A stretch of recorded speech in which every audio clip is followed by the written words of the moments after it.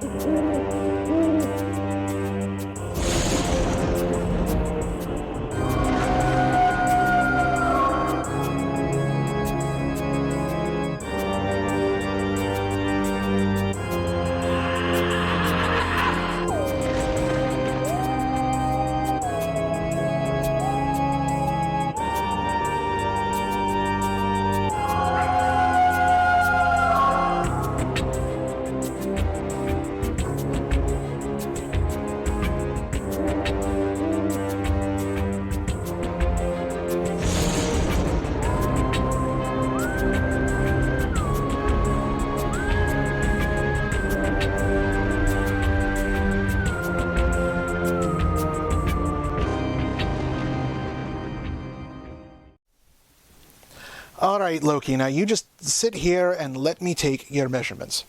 Oh, hello there, boys and ghouls. Welcome to another episode of Damian's Dreadfuls. As always, I am your ever-so-charming host, LordDamianMacDonovan. With me tonight is Castle Donovan's own furry feline, Loki. Pickpocket Pete's around here somewhere too, but he's still recovering from his heat stroke last week. He seemed rather enamored by some of the costumes his supposedly alternate selves were wearing too, so he's also working on a new set of clothes for himself. He asked me to make something for him, but I insisted that he learn to be self-sufficient. And speaking of costumes, the reason I have Loki here with me is so that I can measure him up and make him one. Tonight's features creatures are basically just household pets in big wigs, so I wanted to see if I could similarly outfit my little familiar here. He's a little fussy, walking in my Balenciennes trying to bring out the fabulous. I'm sorry, I don't know where that came from. It must be the new suit. I just feel so stylish and svelte and sexy. It's about damn time. Anyway, he's a little fussy, but he's not dangerous. Loki here isn't a very good mouser and wouldn't hurt a fly. Or maybe he can't hurt a fly. I've never seen him actually catch one of them either. He is, however, very good at getting underfoot in the bathroom and causing you to trip, accidentally giving half your head a buzz cut. Isn't that right, you little bastard? Oh, all right, get out of here. Should get on with the show anyway. Tonight's feature presentation will be a return to the truly cheap B-movies of the 50s with Killer Shrews. And despite the fact that not much happens for the first half of the movie, it is only 69 minutes long.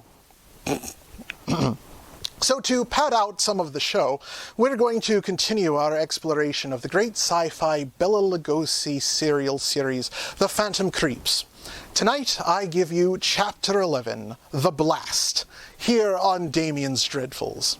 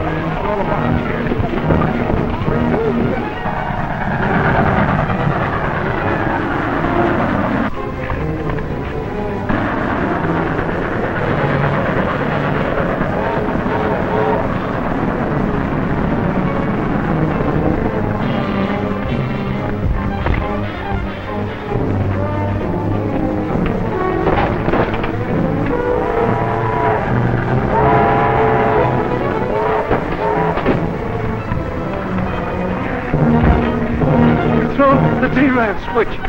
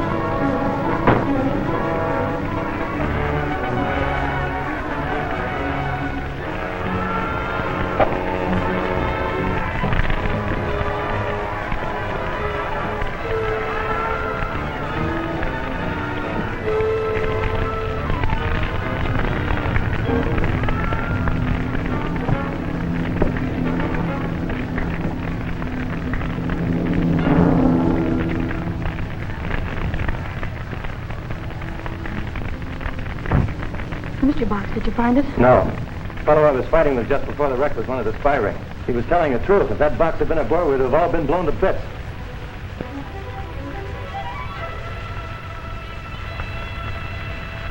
Feel any better now? No. Lots. Oh, a horrible experience. Think what a swell story that'll make for your paper.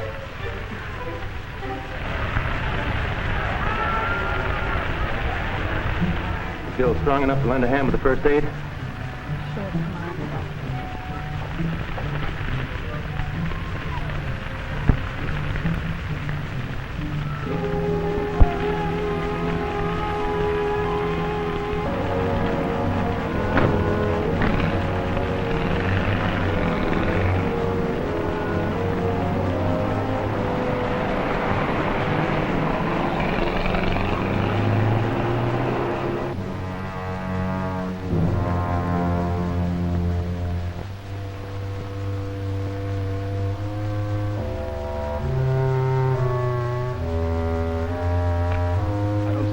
The spies Bob phoned us about. They must have left. He's probably following them. Now's our chance to give this place a real once-over.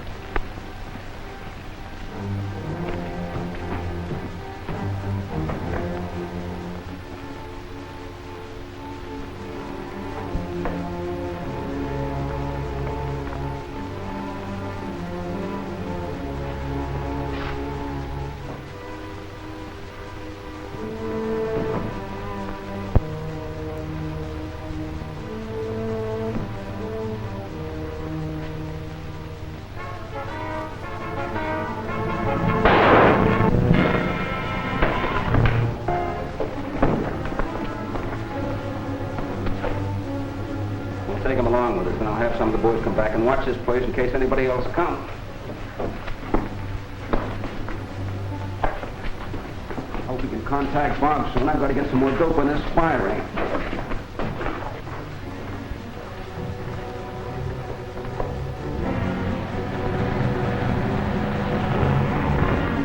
Lucky we saw West boarding that train. We hadn't, we'd have lost Zorka's meteorite sure.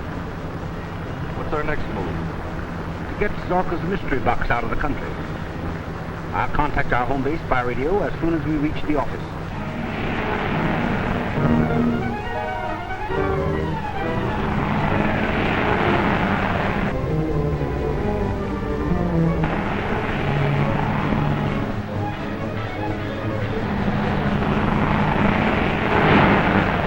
There go two of the spies in that car.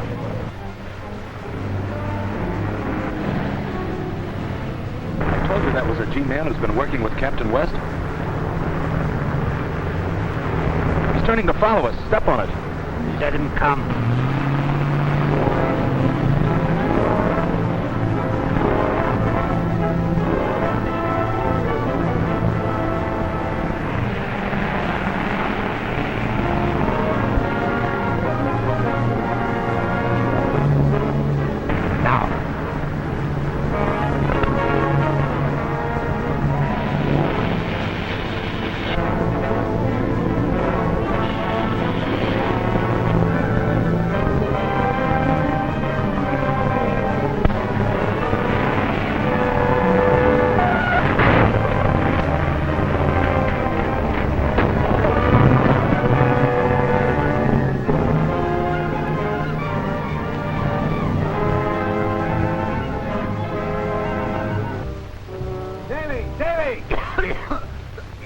That smoke got me.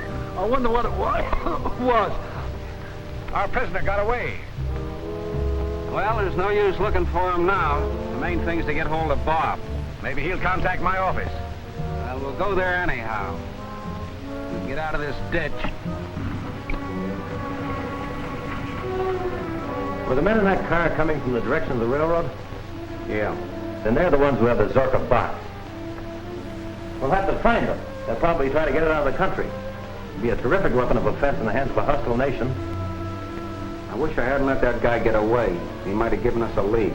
Well, from what we know, then he'll probably go back to Zorka. We can probably pick him up there.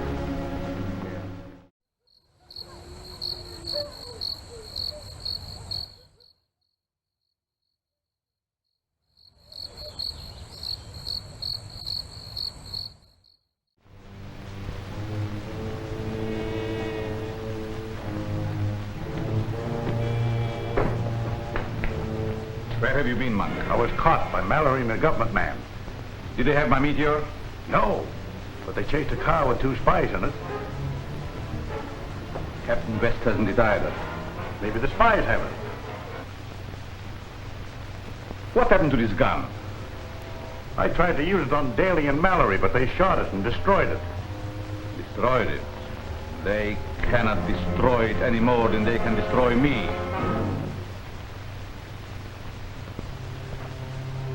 You should have more confidence in my weapon.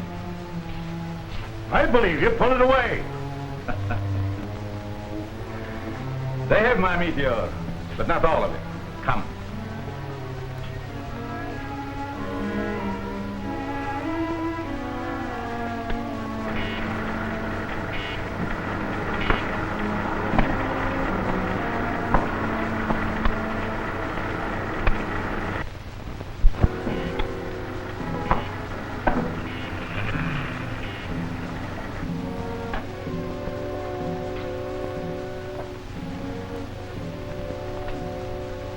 I have still enough elements to destroy all my enemies. Well, why don't you use it before they finish us? No. To do it now, it would mean to destroy my meteorite. That I have to get back first.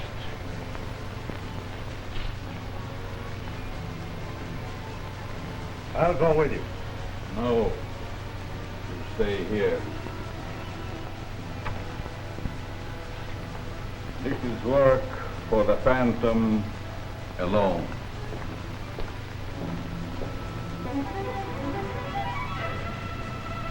Right, I've got it. We'll be on our way in a minute. Be sure and keep Zorka's lab covered. Yeah, goodbye. Headquarters reports that the Phantom radio is broadcasting its mysterious code again. The federal truck's trying to locate it. If we make it snappy, we can find the truck in the vicinity of State and Main Street. You said I could be in on the finish. Sure, I'm hoping this will be it. Will you stand by here, Doctor, in case we need you? Surely, and good luck, Bob. Thanks, I could use a little bit of luck.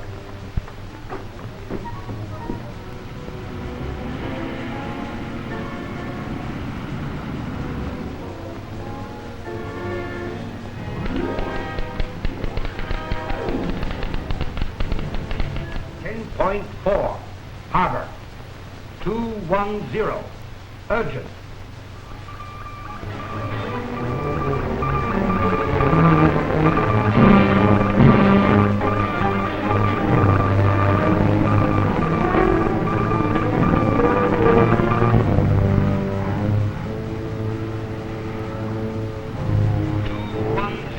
Concerning Z46, Batavia. 9-7, Atlantic. What's wrong? Plenty. The federal radio truck is only 4 blocks away, heading in this direction. Well, they can't decipher this code I'm using. Maybe not, but they can trace from where it's coming from. I must finish. Our only chance of getting out of the country is by submarine. The Prince has got a supply run. Okay, make it snappy. Continue. 4-3, Pacific.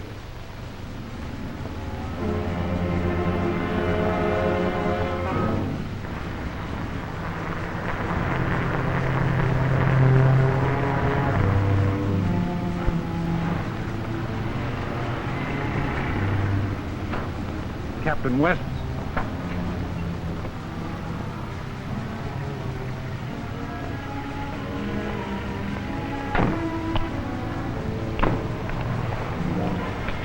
Phantom radio's in this block somewhere, Captain. The estimates prove that.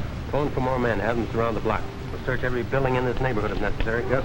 We'll cover as much as we can till help arrives. Jim, you take that street. Come on, Jim. 210. Urgent.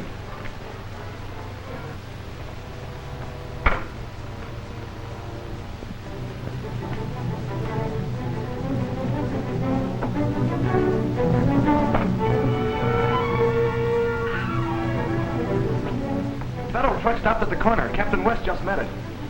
We'll get away in the old car that's parked in the alley. Come.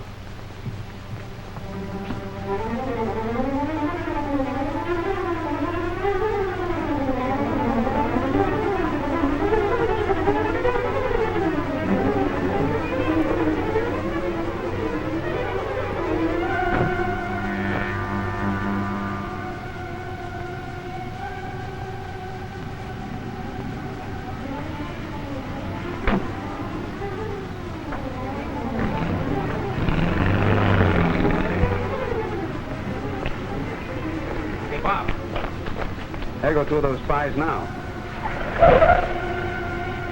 We have to get after him, but Mike's got the car. Well, one of the other boys just got here. His car's around the corner. I'll take it. You stay here and try to find that radio location. All right.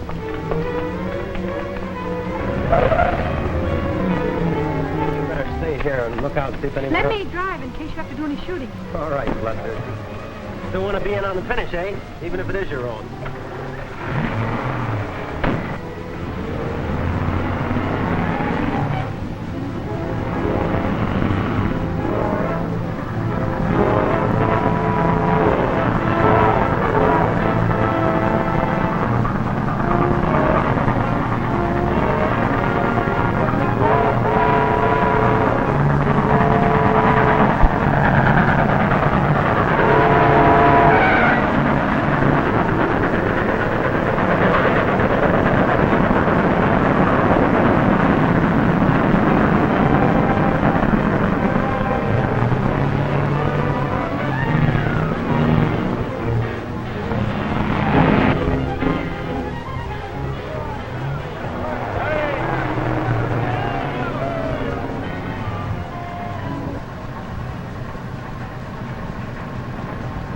Go ahead, but no more cars are coming through before the blast.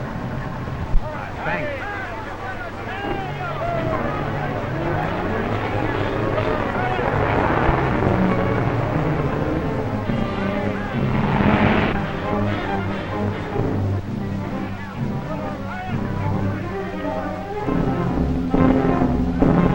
That's the second time that plunger failed today. All right, touch her off with a fuse, Mike. Okay. Back to work, men.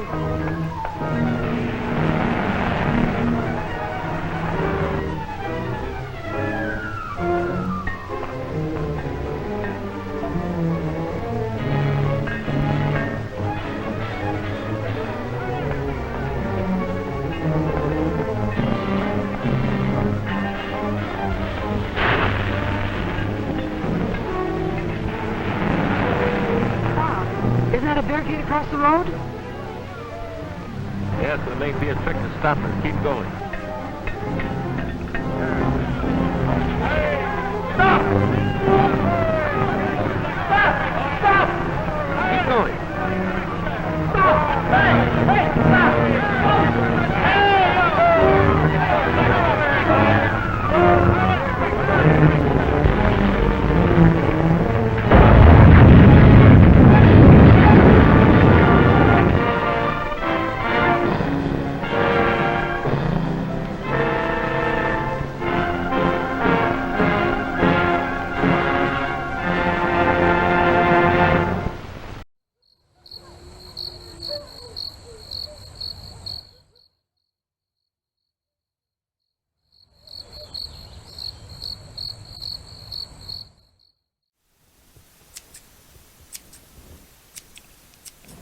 Ah, welcome back, creeps.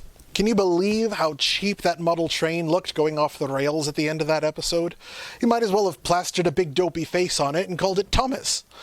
Well, I suppose it's kind of fitting for tonight's show anyway, given the interesting special effects showcased in our main feature. For tonight's film is none other than 1959's Killer Shrews, brought to us once again by the team behind the giant Gila monster. Ken Curtis of Gunsmoke fame and his partner, Gordon McLendon, return as producers along with Ray Kellogg as the director. And despite the order of appearance on this show, Killer Shrews is actually the first movie to come from this trio. And despite being the head of special effects for 20th Century Fox for most of the 50s, this is actually Kellogg's first directing gig. I figured I would have Loki help us out with some of our special effects for this episode, since his participation went over so well with the last film we showed from these guys.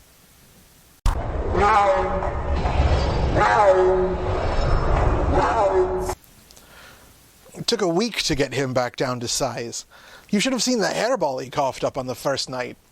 And speaking of hairballs, the monsters in tonight's film are notorious for their somewhat laughable effects, which you would think would be better given that Kellogg did them himself, but that's what you get with a low budget. But we'll get more into that a little later. We've got some time before we even get a decent look at them. Killer Shrews was released in June of 1959 and stars James Best, Ingrid Goude, Baruch Lumet, Henry Dupree, and of course, the producers Ken Curtis and Gordon McLendon. When Best's Captain Sherman and his first mate come ashore this tiny island to drop off supplies for a scientific research team, he quickly falls for Ingrid Goude's Anne and soon finds out why the team is actually quite eager to leave the island. Not only is a hurricane approaching, which could force them to stay put for a while, but there is a new invasive species on the island.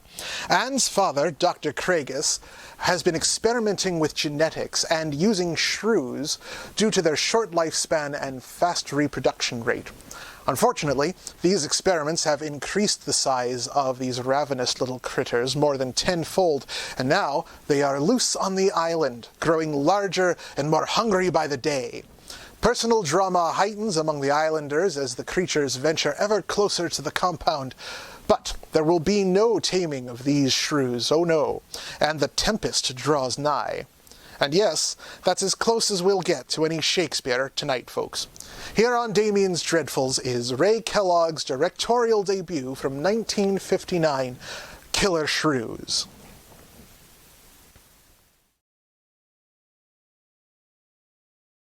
Those who hunt by night will tell you that the wildest and most vicious of all animals is the tiny shrew.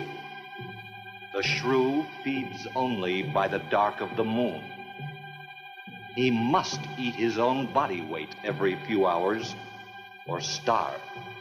And the shrew devours everything. Bones, flesh, marrow, everything. In March, first in Alaska, and then invading steadily southward, there were reports of a new species, the giant killer shrew.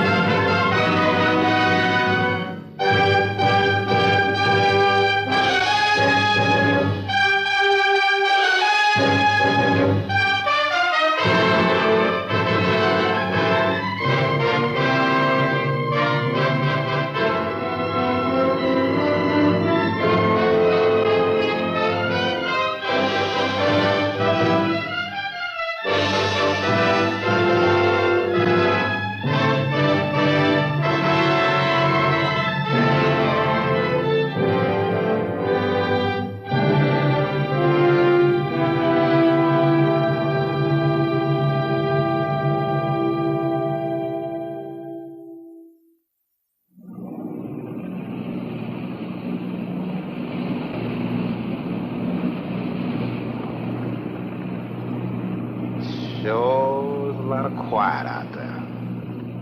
Almost smell it, can't you? No, but I can feel it. The pressure's dropped so fast, it's almost made my ears pop. Hurricane's got different ways of telling you it's there. Where is it? Dead ahead. What's that mean to us? My boy, that puts our port right in the middle of it.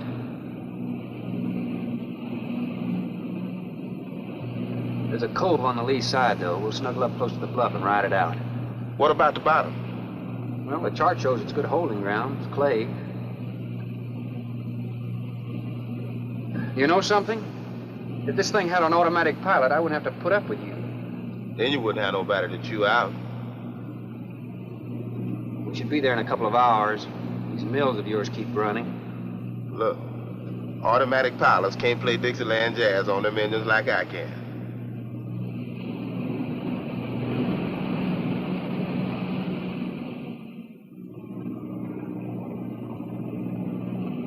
Hey, Rook. Rook, come here. Take a look. There she is, dead ahead.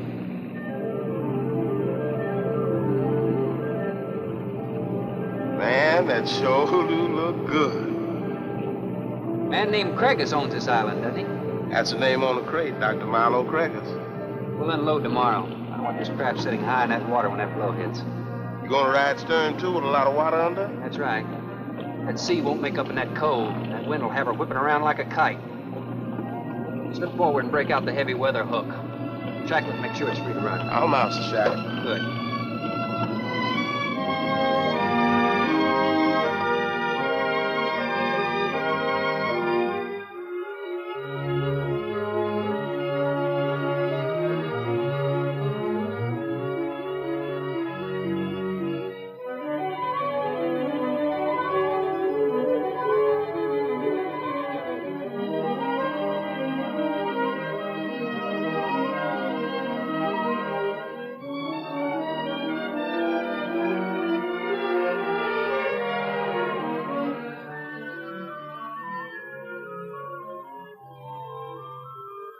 Oh, she'll ride like a duck. If she swings too far to starboard, we might have to take a check line to shore. Hey, Rook, take a slant up that trail. Now, that's a rather strange setup, wouldn't you say? Look like somebody's getting rid of somebody, huh, Captain? Maybe. Hard to tell.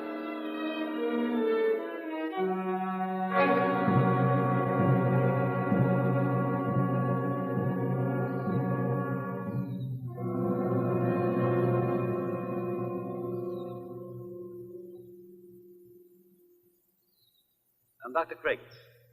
Thorne Sherman. Have your supplies aboard. That's good. Nothing wrong with Captain Ferguson, I hope. Well, I wouldn't know. I just bought his run. Oh, I see. Were you able to fill our order? Everything on the list. Here's the manifest. Missing last week's supply has run us a little short, you know. Captain, after you have unloaded, I have a passenger for you. And? Captain Sherman, this is my daughter, Ann Craigus. Oh, so you're the passenger. That's right, Captain. Oh, it's going to be nice having you aboard. I'm getting a little tired looking at Griswold. But we're not leaving today. In fact, we're not even unloading. That load will cut the roll in half. You expecting an invasion? Yes, animals. Game or otherwise? Under certain conditions, it could be dangerous. Hey, Rook, you want to shake the kinks out? Limber up a little? Not me, Captain Blight. You go right ahead and stretch your legs. That ship's gonna be bucking like a bucking bronc for long. Besides, I got some work left to do. If you do come ashore, wear a gun. Got you, Captain.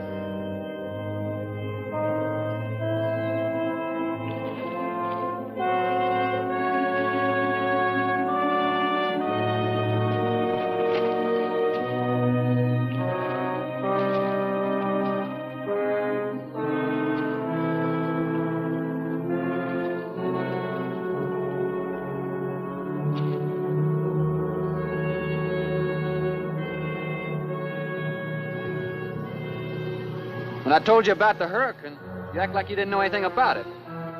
What's the matter? Your set broken down? You've been out of communication for more than a week, Captain.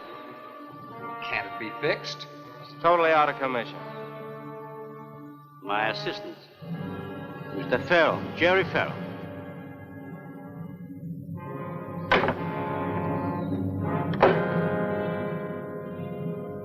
Father, perhaps the captain would enjoy a drink. Well, of course. Will you join us in a cocktail? Well, I've never been known to turn down a drink yet. I'll be glad to accept. Fine. In that case, we'll have martinis. Mario? Si, senor. Mix them, please. Right this way, Captain. Come in.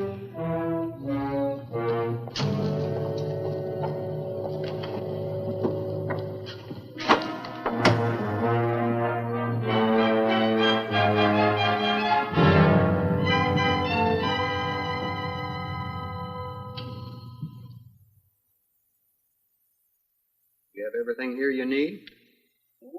We are self-sufficient here. We have cows for fresh milk and chickens for fresh eggs. We even have saddle horses. Sort of a world all your own. That's exactly what I've tried to create. Well, to each his own.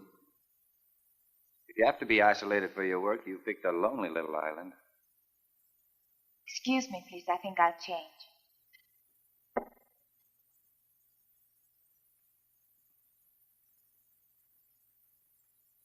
She's a little worried because you aren't leaving until tomorrow. Well, I can understand that. There's something else bothering her.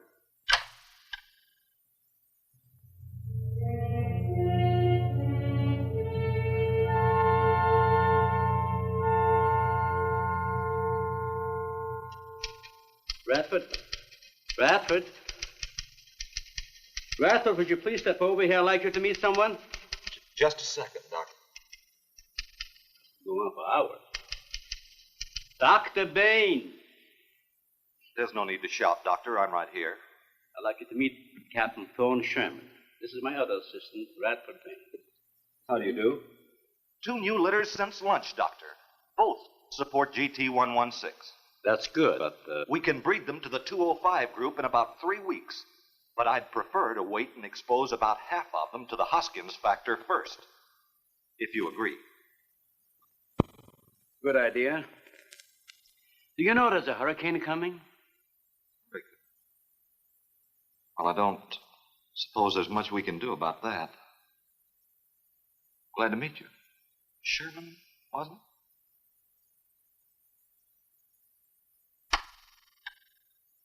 it? You have to excuse Radford. Anything that does not concern his project does not get through to him. Brilliant mind. He would start at it if someone didn't remind him to eat. Must be very interesting work. What's his field? Biology. He specialized in genetics, heredity. I'm afraid my interest doesn't run in that line, you know. Think what would happen if he could isolate and identify the inherited factor in each gene. Now, wait a minute. I'm afraid I'm not very good with pure research. This is practical research. Generally, among mammals, the smaller the size, the higher the metabolism and shorter the lifespan. Is that right? Well, I'm attempting to decrease the size while maintaining a low metabolism and resultant a longer lifespan. What reason? Overpopulation. Not a problem now, but it will be in time.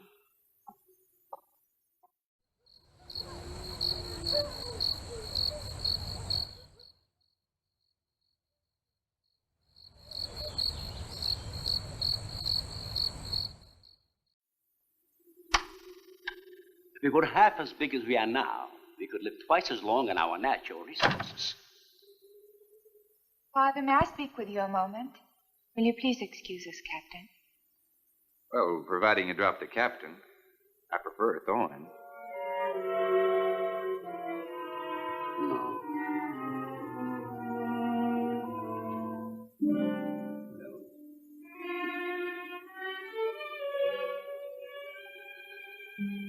Tell me something, Doctor.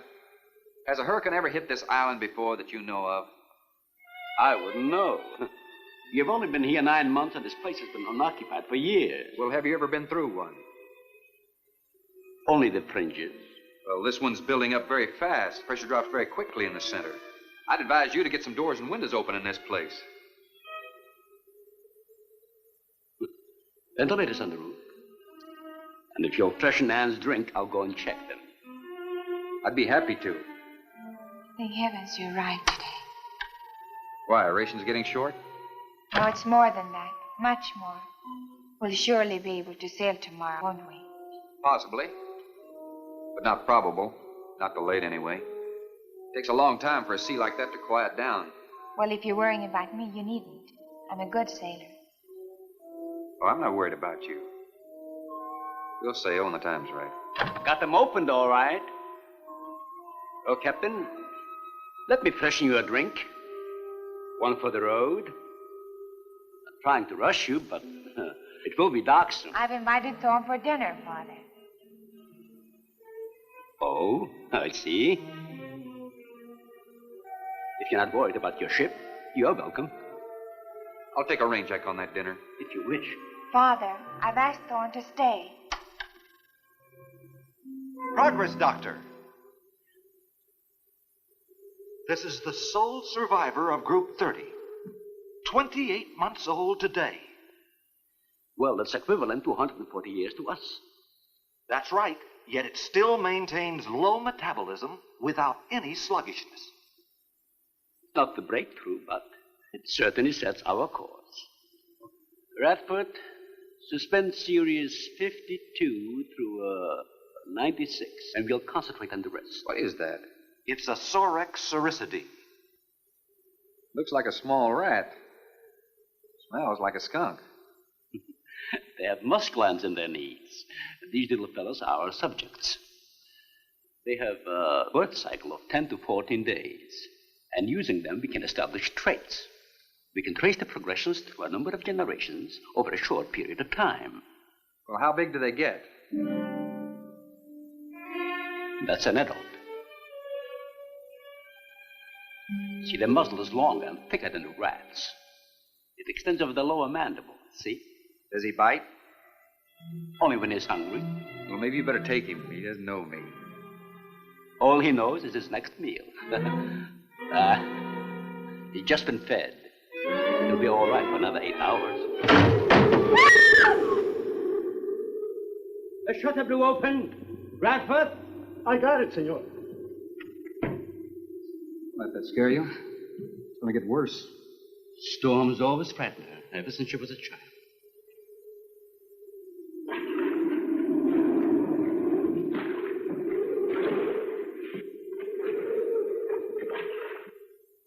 They're not climbers. They are digging animals, a lot like the mole. They feed only at night unless they're starving. And when they are hungry enough, they'll tackle anything regardless of size. You're kidding. Mm-hmm.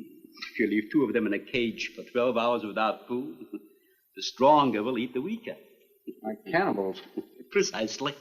You see, their intense activity requires a tremendous amount of energy.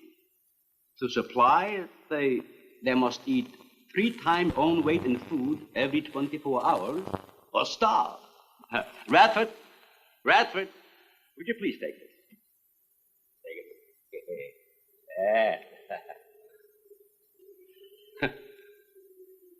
Some call them bone eaters. When the flesh is gone, they'll eat the bones for marrow. All they'll leave are teeth, horns, I could hooves. use another martini. Do you mind? Of course, my dear.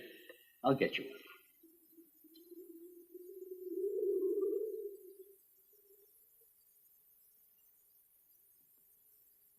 one. Huh? Mario?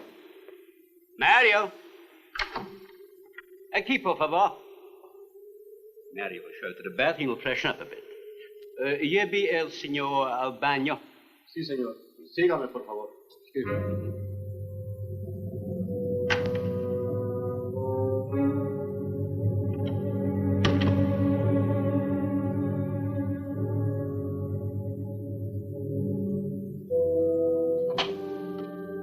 Aquí, señor.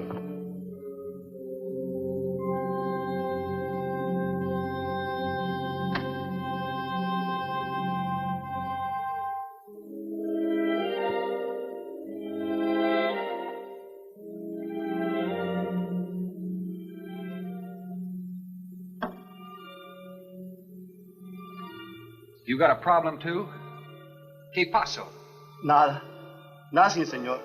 But you will leave on the ship tomorrow. Well, I think that all depends on the wind and the sea, don't you? Sí, señor. No. Ah, you're joking. I feel the point. I think. Well, I'm glad to hear that. Now, if anybody else is concerned about my sailing tomorrow, why, you see they feel the point too, huh? I don't like to repeat myself. Okay, senor.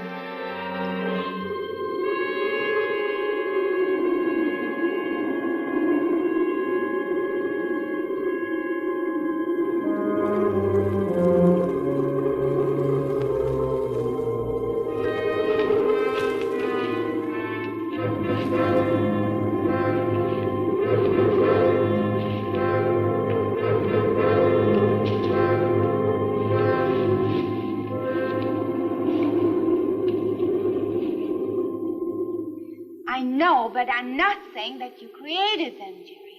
I am saying that because of your drunken stupidity in leaving the cage door open, you created the horrible situation that now exists. Look, Ann, this is a mistake any one of us might have made. I'm getting a little sick of being called an irresponsible drunk. Now, believe me, I am.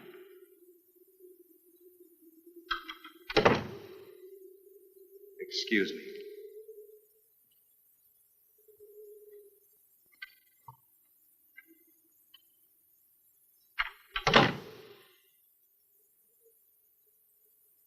Care for a cigarette? And thank heavens you arrived today. You said that before. What's the strain? That don't make sense. Please excuse me. But it seems like everything is coming to a head at once. I want to leave, but I want my father to go with me. Well, then, why doesn't he? We discussed it many times, but he's adamant. I'm sure Jerry has a lot to do with this decision. He tried to convince me that the crisis will only last for a few... Wow. This is certainly a cozy little scene. Might even be called intimate. Boy meets girl. Stop it, Jerry. That remark is uncalled for. What I do or have to say does not concern you.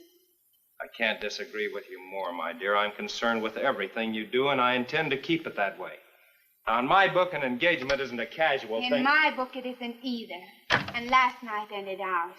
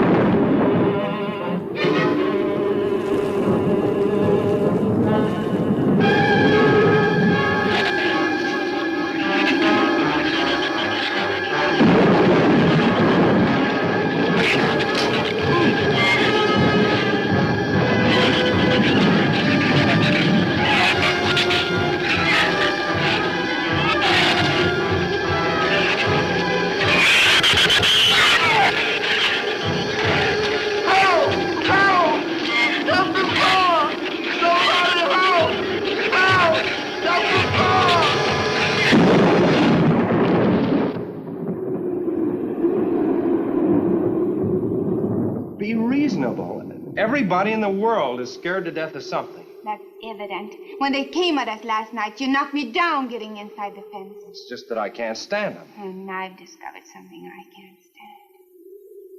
All right. But I advise you not to mention it to anyone.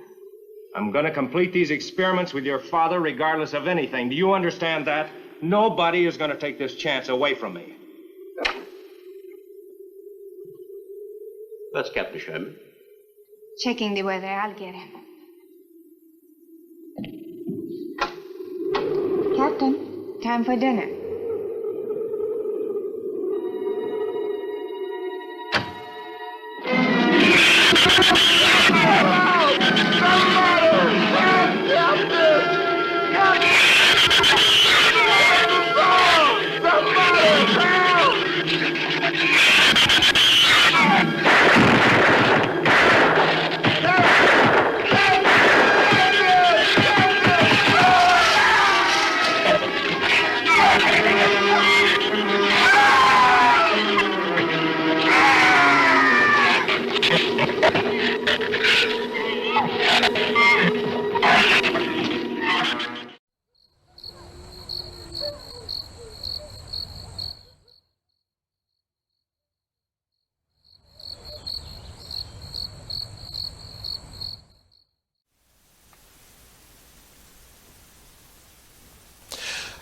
welcome back, my little crypt kickers.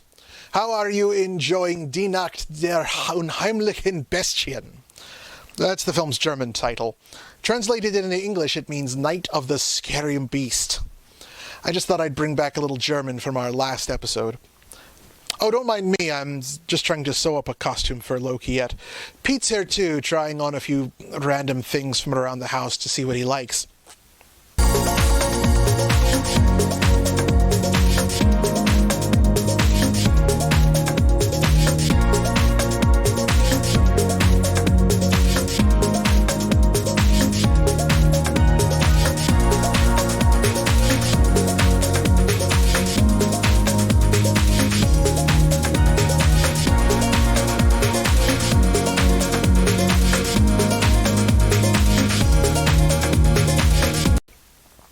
You know, there's all kinds of international trivia associated with Killer Shrews. It was filmed on a 100-acre ranch owned by producer McLendon, who made his money by owning a chain of radio stations around Paris, Texas. Despite being an independent regional film, it was actually released internationally, well, with that fun German title I mentioned earlier. James Best would go on to play a major role on Dukes of Hazzard, set in Georgia, and Ingrid Goude, the only woman in the cast, was actually Miss Sweden of 1956. She would place as the second runner-up in that year's Miss Universe pageant, and the first runner-up for Miss Europe. Ingrid, the winner, and the first runner-up were all given Universal Studios contracts, but only Ingrid would actually have any kind of acting career. Should we do that for you, Loki? Should we make you a Little Miss Universe costume, complete with scepter and crown?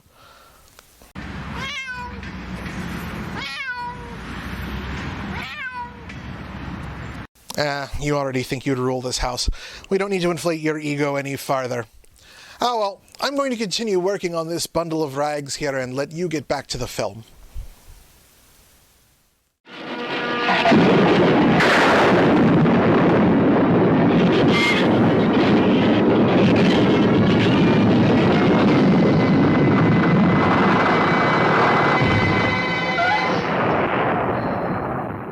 As good as a mile, I always say. You know, if one of those trees crashes through, it might just Look, knock honey, the whole... any tree on this side of the house will fall away from it, so just relax. But I think I'd better go back aboard. I don't think I'm not grateful for your hospitality. I am. I'll see you tomorrow. Thorne, your ship is safe. Please, stay here with me. Why? You scared or lonesome? Both. I'll take a rain check on it. Thorne, you can't leave. No one opens that gate after dark. Well, who's going to stop me? You? Well, this. No one opens that gate at night. Now, look, I don't ask questions because it's against my principles. Wouldn't you like to explain that? All right. Sit down and I will. Give me the gun. Not very becoming anyway. You believe in fairy tales? Well, I'm a little old for that sort of thing, but what'd you have in mind? Well, I'll tell you about one. A true fairy tale. And you're right in the middle of it. Oh? Have you ever heard of a shrew? As in taming No, of the... the animal. Bradford called them Sorek Cericity when he showed you one. Oh, then shrew must be the common name for those cute little animals. Cute. That's the last word you can use to describe those little monsters. They're the most horrible animals on the face of the earth. As Father told you, they breed within 3 weeks after birth. Their lifespan is around 1 year. I know what your father told me, but what's that got to do with me opening that gate? There are 200 or 300 giant shrews out there. Monsters weighing between 50 and 100 pounds. 50 to 100. Wait a minute, you must be kidding. I'm definitely not kidding. That's as big as a full-grown wolf. And what's more, they are beginning to starve. No wonder you didn't want me to go out there. Thanks for saving my skin. Well, I'm sorry I had to threaten you with a gun. But I didn't know how else to stop you. Oh, it was very effective. But all you had to do was tell me about them. Well, I hoped I wouldn't have to. But you changed everything when you started to leave. And I had to stop you some way. You say there's 200 or 300 out there? Anne.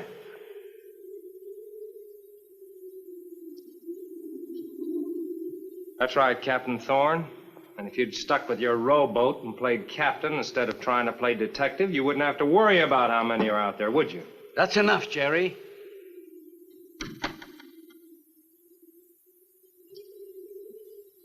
What's wrong, Anne? Thorne decided to leave. To dissuade him, I started to tell him about the shoes. You might as well know the whole story as half of it.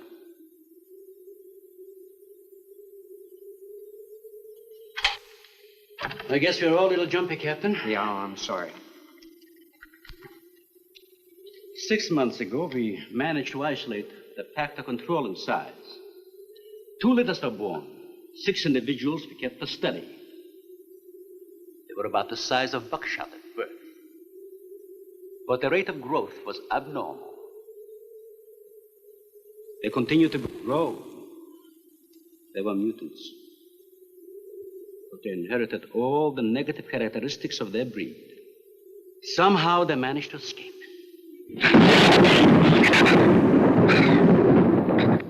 But a month later, we saw one of their offspring. They were multiplying. We did everything in the world to exterminate them, but no apparent luck. Then we haven't seen any. Since daylight neither blinds them and they forage only at night, when they're starving. But the fact that 2 of them charged Anne and Jerry at the gate last evening indicates that the available food on the island is nearing depletion. Then what, Doctor? They will exterminate each other. It'll take a couple days. What do we do during that time? Stay indoors and wait until it's over. Probably get some wires glued down on the transformer. I'm sorry. I'll get some lamps. Mario! Mario! Si, senor. There's a lantern in the pantry. Light it and bring it in here. Bradford, light all the candles you can find. All right, I will. Where's the generator? Outside. Can't get at it at night. Here, let me help you. The lantern will give you all the light you need. I will join you shortly, Jerry.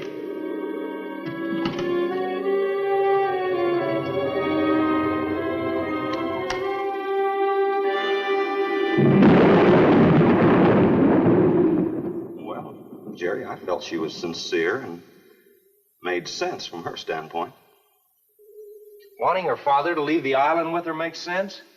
It'd be much better for the project if I went with her for a few days. Matter of fact, I think I'll talk to the doctor about that. That might be the answer. And another thing, I don't take much to this Thorne Sherman. He looks to me like the type that'd try anything. That left-handed dinner invitation. That was just to keep me here till after dark, wasn't it?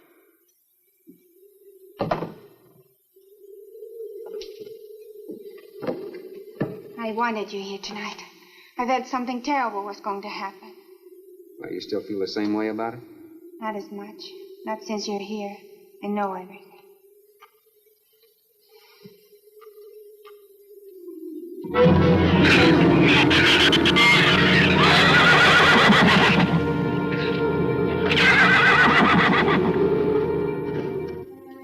I love an open fire, don't you? Mm-hmm. The wind has a lonesome sound, doesn't it? Sure does. Like in Sweden, we don't have a wind this strong. You're a strange man, Thorne. I never met anyone like you. Oh? You seem so disinterested in everything. Aren't you the least bit curious? Don't you wonder about the unusual things around here? The guns, the fence, the shuttered windows, my accent, anything? I'll tell you something. I'm only interested in anything that concerns me. Then I do something about it. You're going to sail with me tomorrow, whether your father intends to or not.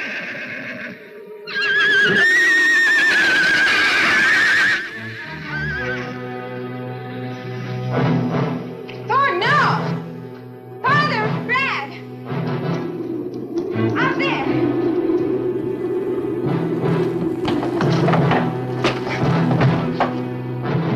I don't think he was going out, Jerry. I couldn't take a chance. He's fool enough to. Don't be stupid. I had no intentions of going out there, opening that gate. Now somebody needed it. Did you hear it, Doctor? Sound like a human voice. I was thinking of Rook. It was the livestock. The shrews got into the barn.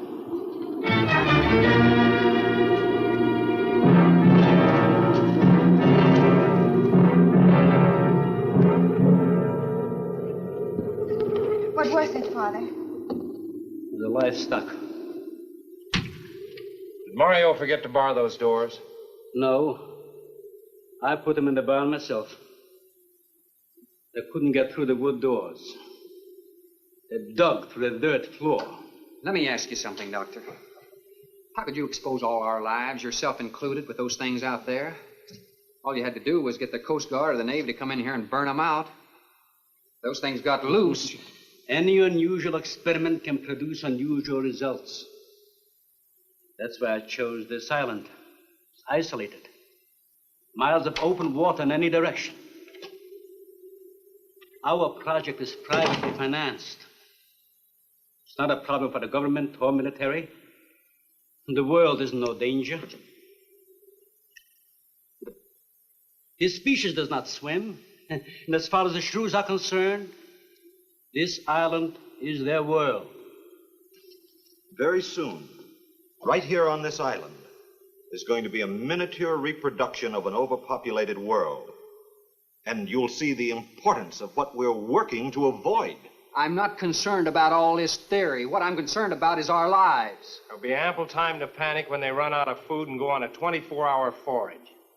How do you know they haven't already? That's possible. Their main diet has been the small animals on the island. That source could have been depleted 18 or 20 hours ago. And that's why they went after the livestock. There's still some food on this island before they reach the crisis. Where? No worry about them digging in here. The floors are tile. The walls aren't, Doctor. They're adobe. Our safest bet would be on that boat. You may be right. We can reach your boat in daylight. The shrews will gorge themselves on livestock. That should keep them lethargic for several hours. There's no sense looking at the dark side. And there's no sense minimizing a serious situation. It leaves you completely unprepared to cope with it. Well, we certainly can't make it tonight. That's out of the question. Maybe tomorrow. I haven't. We'll get some sleep tonight, but we'll have a watch, an hour and a half apiece. Doctor, you go first, and then Radford, Mario, Jerry, and then me. Shutter all the windows, make sure they're locked good and tight, check all these walls.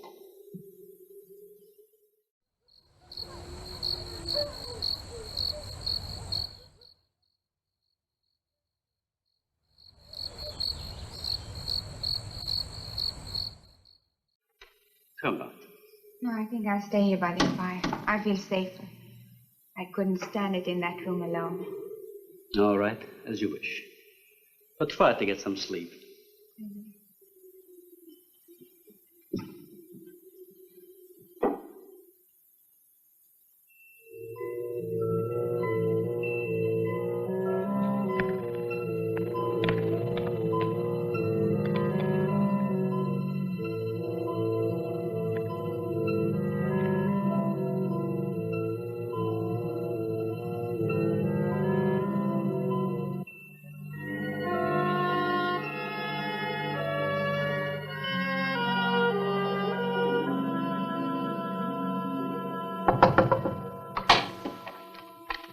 Senor Farel, here is Mario. You are next to make the patrol, no? Sure, Mario. Come on in. I've been waiting for you to finish. I must have dozed off. You kind of startled me. Sit down. Here. Have a drink. It'll help you to relax. Gracias, senor. Sit down. Mr. Wilde. You just checked every room in the house, didn't you? See? Fine. You're a good man, Mario. A man that can be trusted.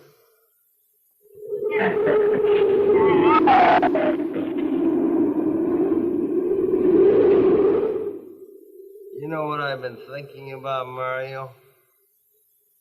Anne and that captain, you and me.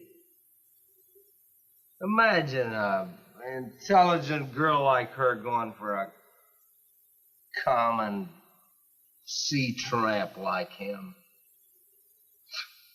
I know why. You do too. In case anything goes wrong, she's looking out for her own hide. That's why I keep thinking about you and me. Anything goes wrong, we're gonna outlast them all.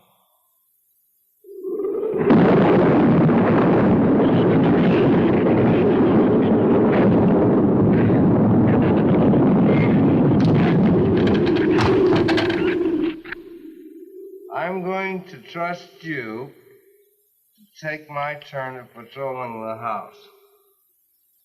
But when you finish, don't wake the captain. Come back here and get me. Yeah, I'll probably feel good enough by then to take his turn. Okay, Mario? See. Okay.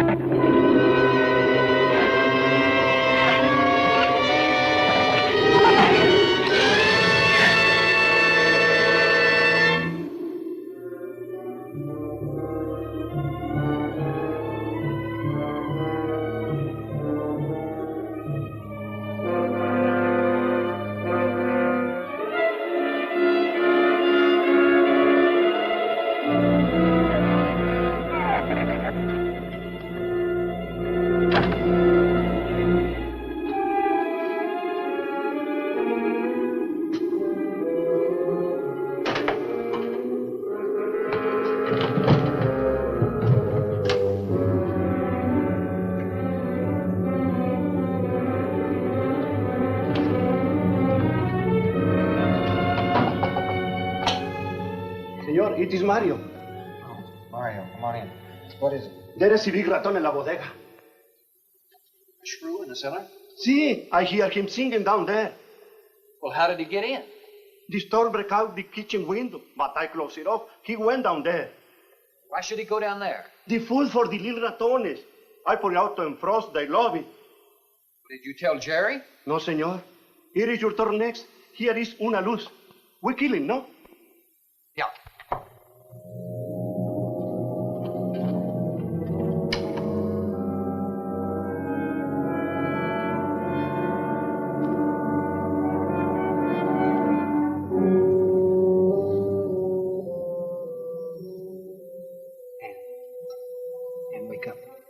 Shrew got in. It's all right. He's down in the cellar. Now we're going down after him. But I don't want you to let anybody open that door till I tell you to. You understand? Good girl.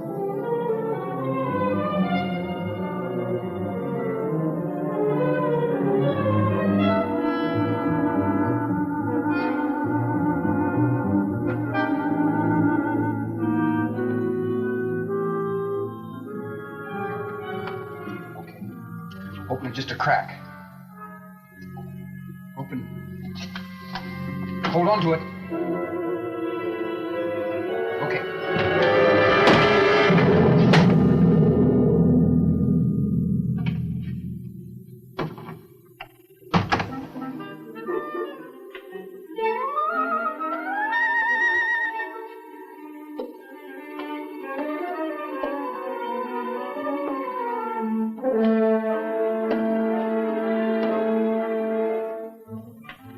Side.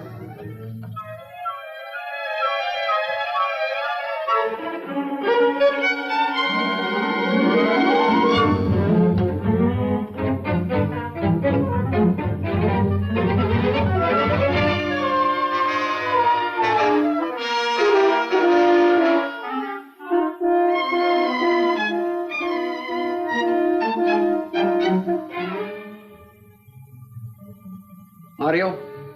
Aquí. You see anything? I see where he was. I do not see where he is. Cuidado. Si, senor. I will be careful.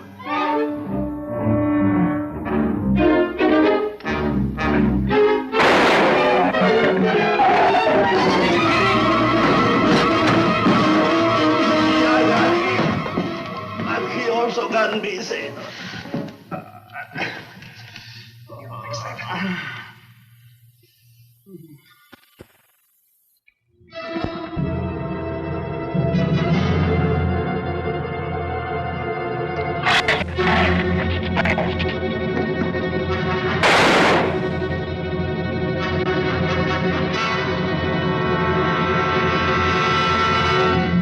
You all right down there? Doctor, get down here, quick!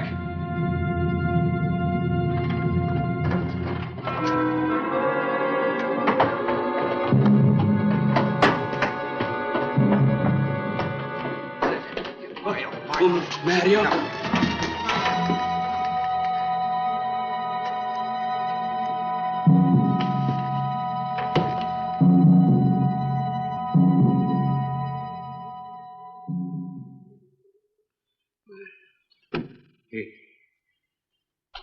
He's dead. Dead?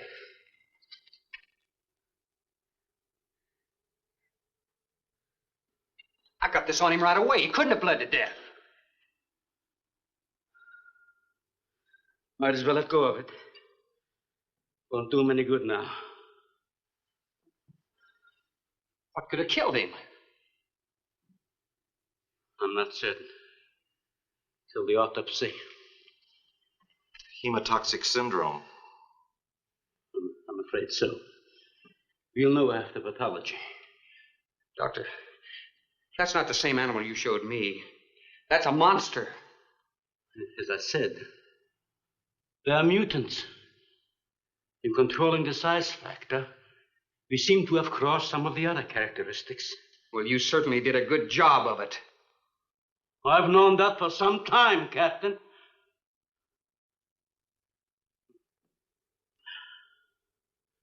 Would you please give me a hand with Mario? Bradford, bring up the animal.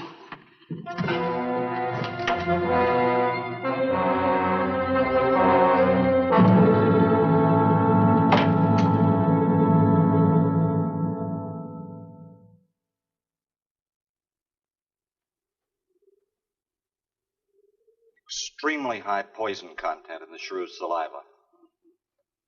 Now compare it with this. Careful count isn't necessary. Any indication of the same poison in Mario's blood will give you the answer. Yes, you're right. Look, Ann. Brooding about it's not going to do any good. Now, why don't you try to think of something else? Tell me, what do you do around here? Are you a scientist? I'm a zoologist. Oh. That's the study of animal life, isn't it? Well, do you specialize? What do you specialize in? They died. Well, I had a hand in this, too. And I'm partly to blame.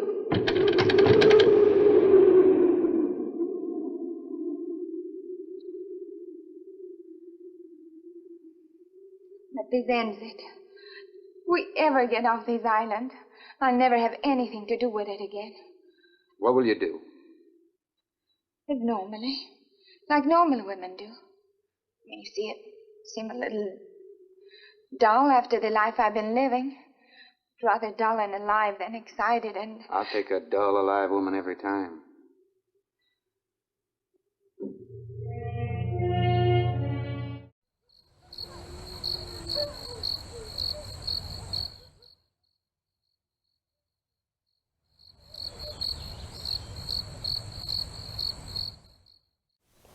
Oh, come on, you mischievous little bugger. Hold still. It's not that bad. Oh, hello there again, boils and ghouls. I'm having a hard time getting Loki to sit still for his fitting. One might be led to believe that he doesn't actually want to participate. If he keeps this up, we may have to resort to some puppets. would probably be about the quality of the puppets in tonight's movie, though. While some half-decent hand puppets were used for the close-up shots of the Killer Shrews, the wider shots were actually coonhounds dressed up in layers of wigs and other fabric. In fact, Ken Curtis, the producer and actor, said in an interview that he often had to stifle his own laughter because they were basically just dogs in shag carpet. But even with 20th Century Fox's head of special effects leading the charge of this production, the low budget only lets them do so much. In fact, the budget for Killer Shrews was a mere $124,000. But thanks to the rare opportunity of being released internationally, most low-budget regional films like this wouldn't have been. The film actually ranked in more than $1 million, one of the highest turnarounds ever for a regional film. This costume is not going to work. You know what? I think I have some wigs lying around here, though. I'm going to hunt them down and I'm going to let you get back to the movie.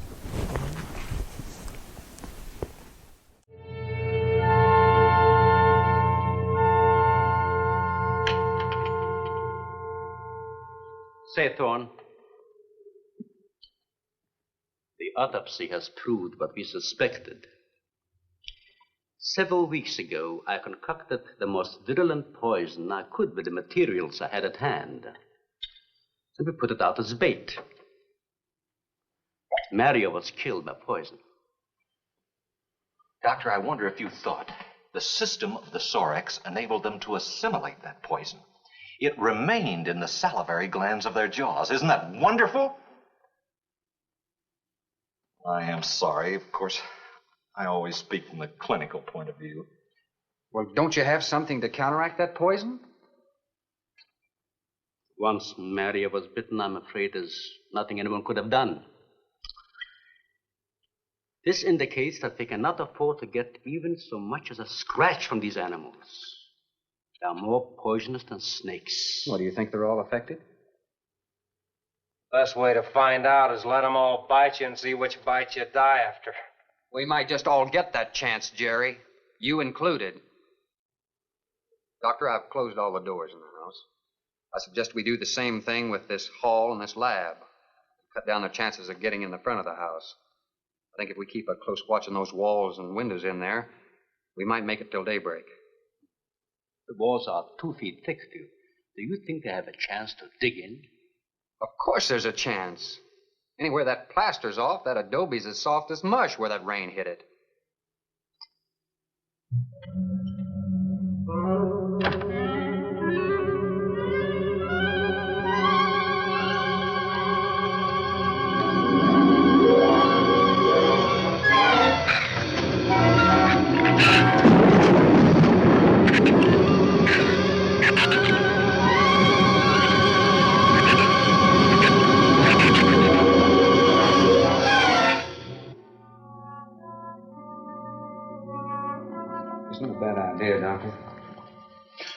But here's another possibility, Doctor. It's very light out. It's going to be daylight soon. We'll take the shrew that killed Mario and throw it over the fence and use it for bait. If they show up for it, of course, they'll run for the boats out. If they don't, then I'll go down and have Rook lay to with a lighter. Then I'll return to the bend and the trail and give you the all-clear signal. Sounds fine, Captain. Good. Then you explain it to the rest. Yes, I will.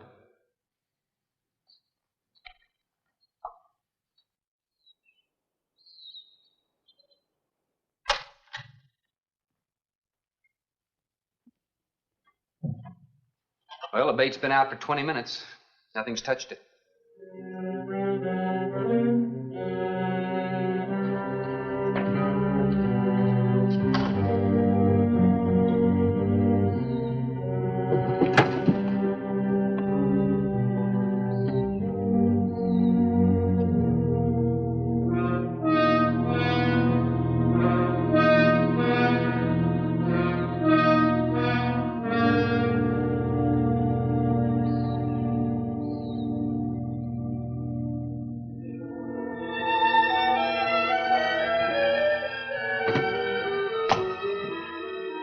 Even the wind has gone down. Isn't that wonderful?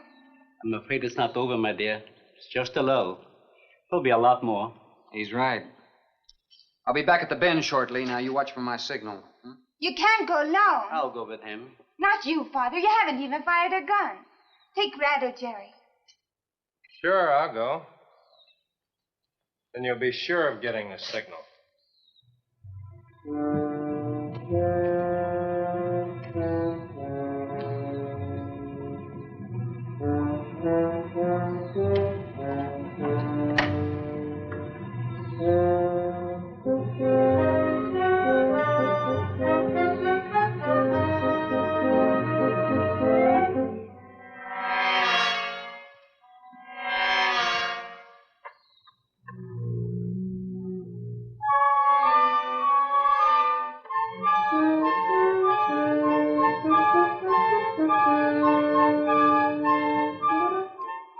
Don't shoot that gun unless you have to.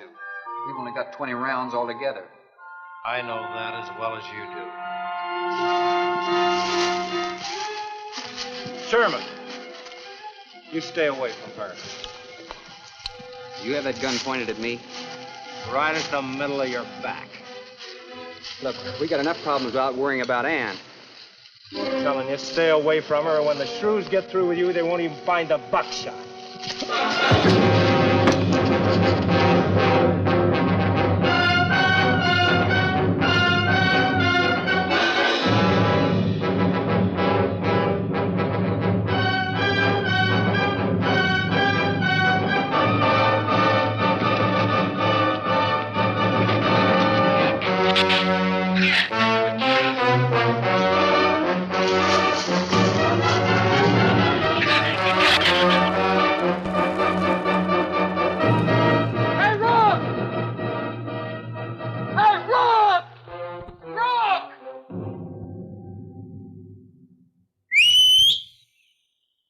Where's the skiff?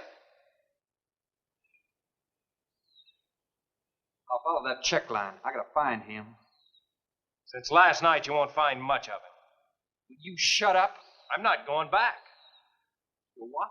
I'm staying here. All right. You suit yourself, but if I were you, I'd swim out to that boat. Can't swim. Then stay here. Wait a minute. You gotta give me a gun. Give you a gun? Sherman, wait!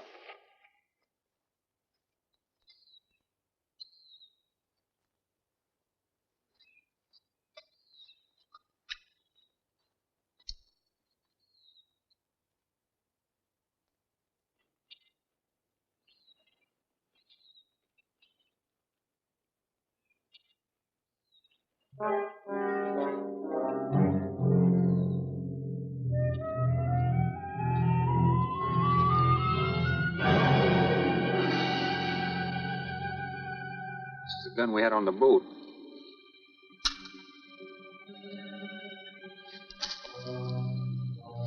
They don't leave much, do they? Sherman, we gotta make a deal for it. What is it? Shh. They've been trailing us on both sides. Where? I didn't see anything. Look, Sherman, you gotta give me a gun.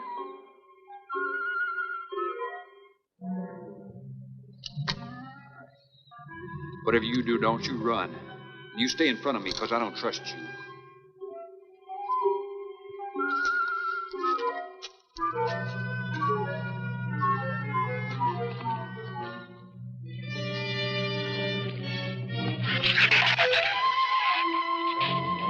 They're coming!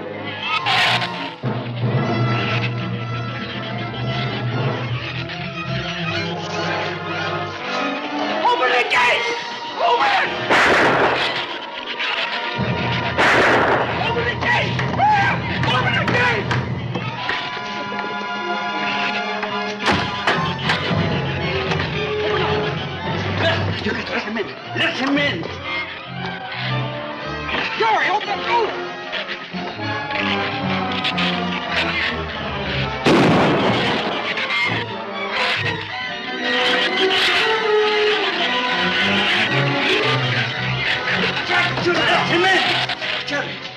Shrews were out there. I couldn't take a chance.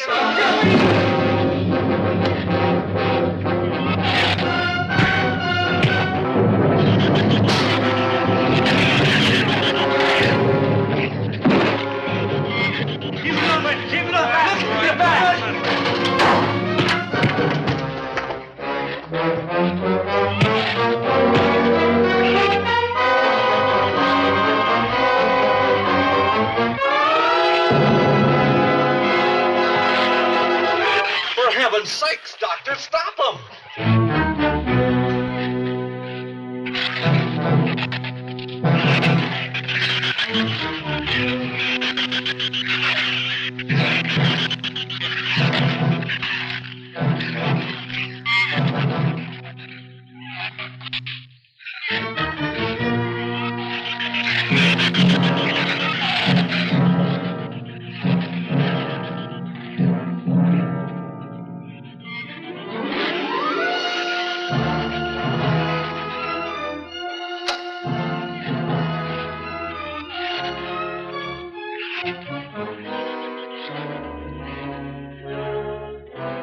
All right, didn't he have it coming, or didn't he?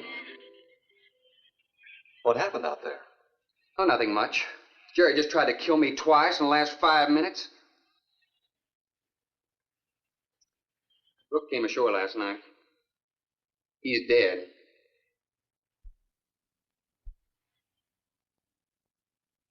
This all was left.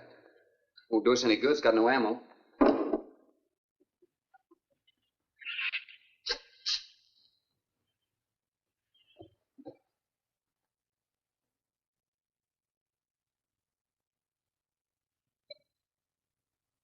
I'm deeply sorry, Captain. I wish I'd followed your orders. Look, Doctor, you casually mentioned animals. You didn't explain to us what we were facing out there. You have every right to feel the way you do. My mistake was only mine. It was one of judgment. I didn't know about the hurricane. I didn't anticipate the effect it would have on the Shrews. I thought the house would be safe through the crisis. How could you expose your own daughter? How could you expose Anne to that? She was going to leave last week, but the boat didn't come.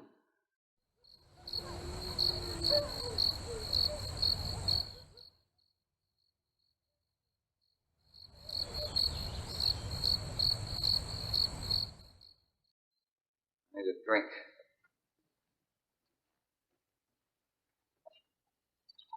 Anybody else care for one? I could use some coffee. I'll make some. Thank you, madam. Creamy sugar? Oh, my leg!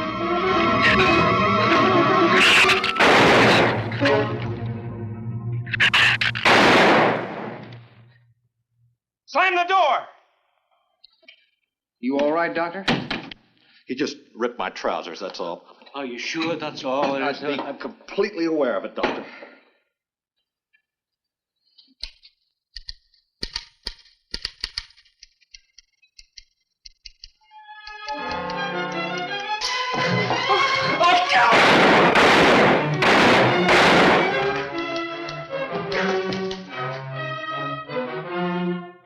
That was a stupid waste of ammunition. Every one of them a clean mess. There's still 4 of them in there.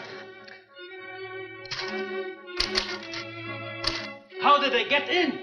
Through that kitchen window. That rope must be rotten. It got him! Bradford!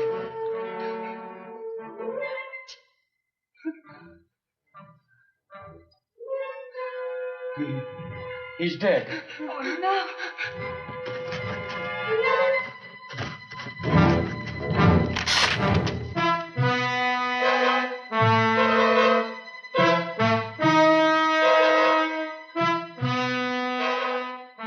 You recorded every symptom and reaction, right up to the moment of his death.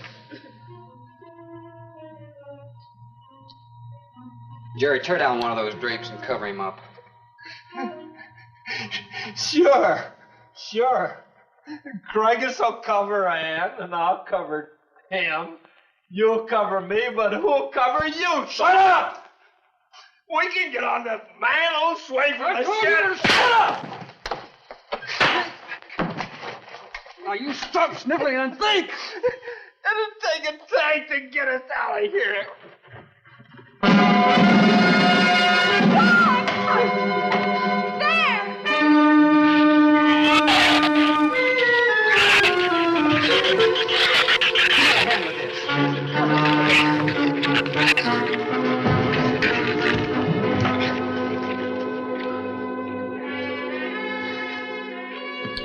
It won't take them long to dig around this. You're right.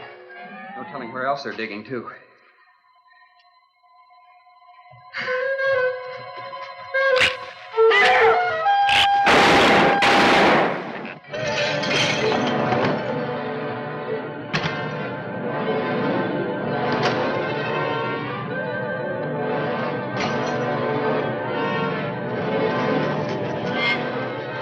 Come on, Patty.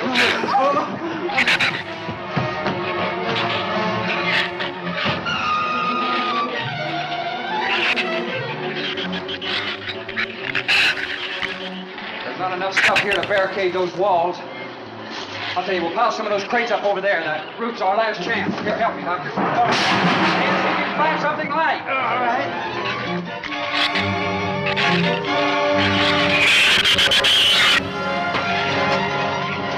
Here, help me with that, Doctor. Jerry, see if you can find some room.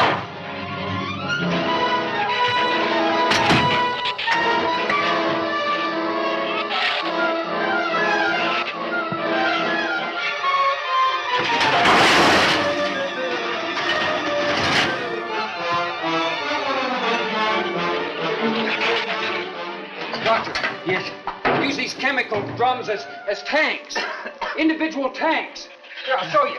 All right. Stand right here. Let it down now. All right. Slow. All right. I mean, all right? Yeah. Hole in here to make some eyepieces. Yeah, some tools over there in the corner. All right.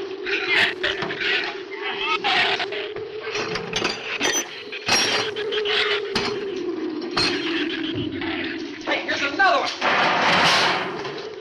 Hey, get that out there. We'll work on it. Make this even better.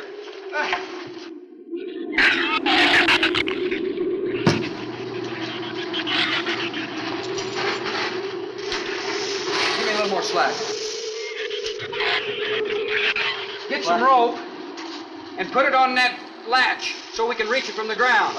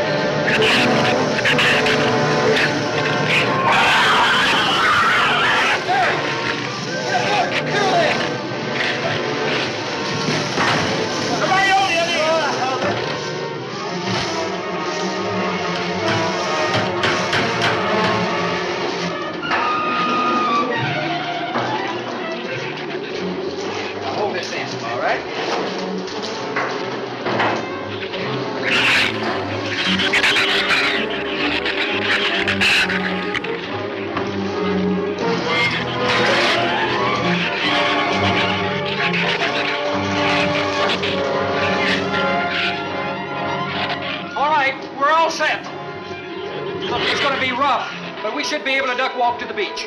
Where's Jerry? There's a lot of them out there. I can see them. I'm not going. Look! Come down here. That wind will blow you right off that roof. I told you I'm not going. I'm staying here. You got to get them down here somehow. And see if you can coax them down here. Jerry, please come down with us. No, Ann, they'll get you if you go out. Come down here, you fool! Poor devil, I hope he makes it. If he can't leave, he's not responsible for himself. He's got to go now.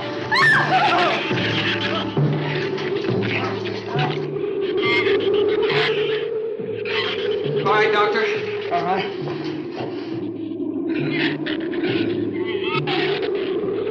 All right. Now hold it up.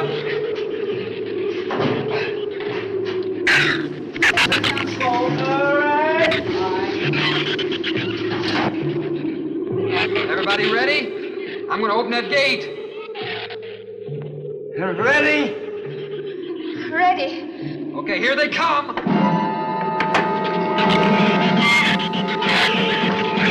Hold on! Hold on!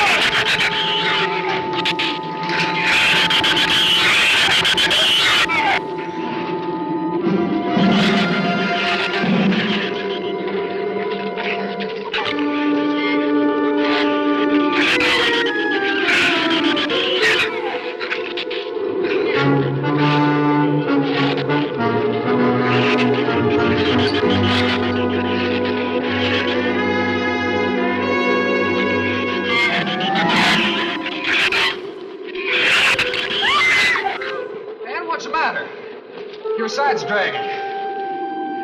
You want to rest? You tired? Mira, go faint. Habló hacia acá en tercera. What'd you say? She says she's all right. She's keeping her eyes closed. All right. Keep your eyes closed. They can't get at you through the slit.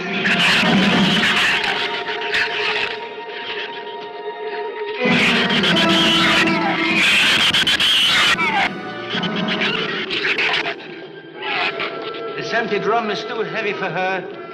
I can barely hold up my side. I'll be all right in a minute. All right. You walk. I'll drag for a while.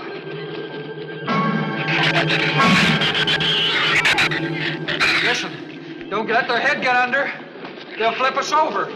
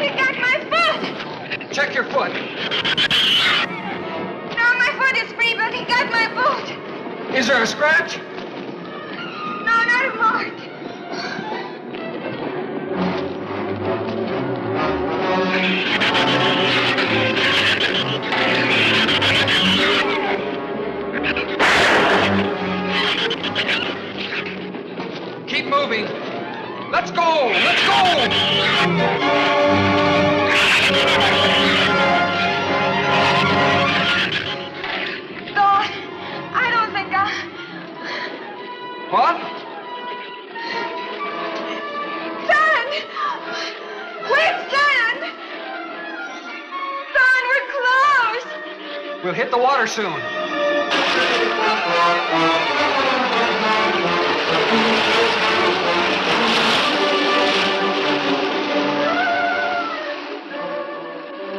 It doesn't sound like they're following us anymore.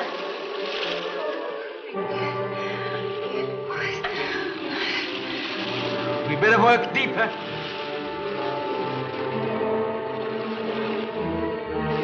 I'm about drowned out. Okay, let's swim for it. Okay.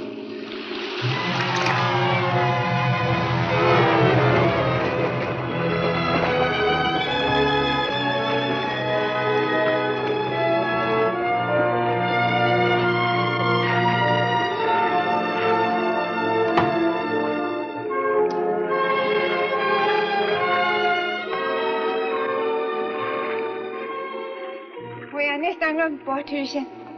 We are safe, aren't we? I mean, the storm. Oh, sure. She rode out the first half all right, and that's always the roughest. Anyway, riding an anchor, I'll get a chance to learn a little more about that Swedish accent. In 24 hours, there'll be one shrew left on the island, and he'll be dead of starvation. An excellent example of overpopulation. Well, you know something, Doctor? What's that? I'm not going to worry about overpopulation just yet.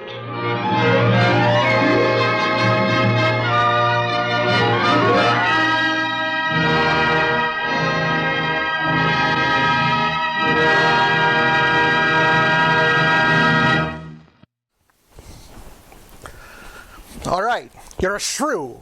Here's your motivation. Your name is Kate. You're obnoxious and irritable and nobody likes you.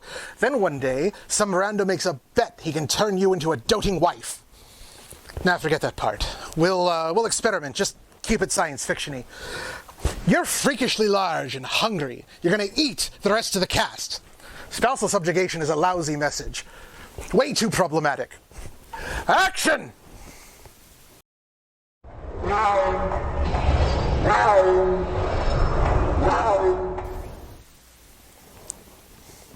You know, W.C. Fields once said, "Never work with animals or children."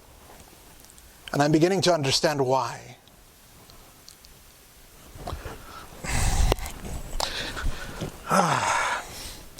Anyway, how did you like the film, my little Crypt Kickers? It definitely picks up the pace in the last 20 minutes or so there, doesn't it? And despite all of its faults, it is generally warmly regarded by audiences. Inventive but silly is how Killer Shrews was described by Leonard Maltin in his 2.4-star review. And it has a 50% rating on Rotten Tomatoes, based on 10 reviews? Oh well.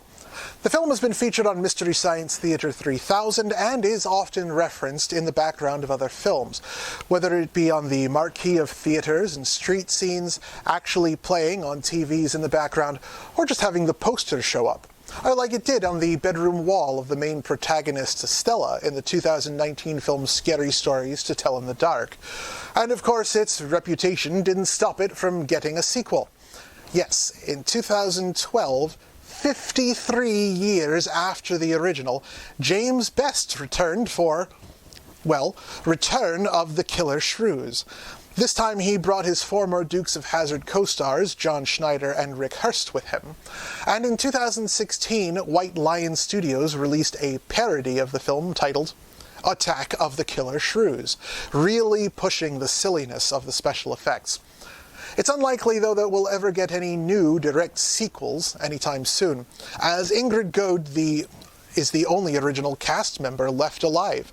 She is 75 and hasn't acted on screen since 1961. Well, I think that just about does it for us tonight. Thank you again, boys and ghouls, for joining me on another episode of Damian's Dreadfuls.